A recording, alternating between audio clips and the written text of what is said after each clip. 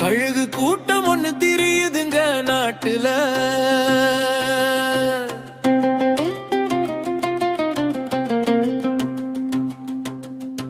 பெத்தவங்க பாதுகாக்கணும் உங்க வீட்டுது.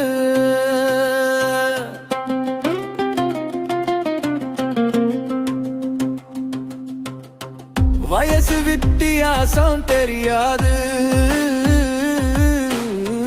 குழந்தை பருவம் அது புரியாது. கழுகு கூட்டம் இரையாக நரிக்குது, நம் பிஞ்சு மலரே அது வேட்டையாட துடிக்குது.